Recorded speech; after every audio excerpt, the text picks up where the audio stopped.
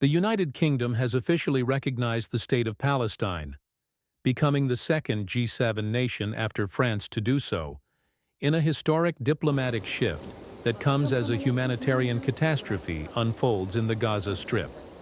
Prime Minister Keir Starmer announced the move during a statement to Parliament on Tuesday, saying, "Recognition is not a reward, it is a necessity for peace." The decision comes just weeks after France declared its own formal recognition of Palestine, a coordinated push by European allies to pressure Israel into halting its military campaign and returning to negotiations on a two-state solution. Recognition of Palestinian statehood has long been a sensitive issue in Western capitals. Until now, the United States, Canada, and most of the European Union have avoided formal recognition, arguing it should come through direct Israeli-Palestinian negotiations. But the status quo, critics argue, has enabled decades of impasse, and more urgently has failed to prevent the current catastrophe in Gaza. After nearly 2 years of war, the humanitarian situation in the enclave has reached what aid agencies describe as apocalyptic.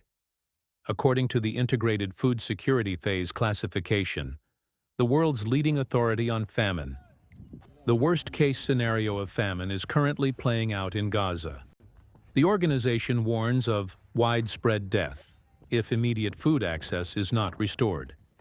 Images emerging from northern Gaza show children with sunken eyes and skeletal limbs. Aid trucks continue to be overwhelmed by desperate crowds, and UN officials say food deliveries are insufficient and erratic. At least 33 children have reportedly died from hunger-related causes in recent weeks, according to the Gaza Health Ministry.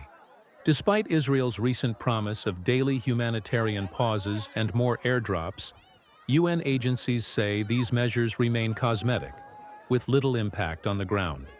Meanwhile, the United States, Israel's closest ally and largest military donor, has refrained from endorsing Palestinian statehood or calling for an immediate ceasefire. The White House said it remains committed to a two-state solution, but has offered no timeline or diplomatic initiative of its own, drawing sharp criticism from humanitarian groups and some U.S. lawmakers. With the UK and France breaking ranks from decades of Western ambiguity, pressure is mounting for the remaining G7 members, especially the United States, to act. For now, Gaza starves, and the world watches. On the 7th of October 2023, Hamas perpetrated the worst massacre in Israel's history. Every day since then, the horror has continued. The hostages are still being held today. The Palestinian people have endured terrible suffering. Now, in Gaza, because of a catastrophic failure of aid, we see starving babies, children too weak to stand, images that will stay with us for a lifetime. The suffering must end.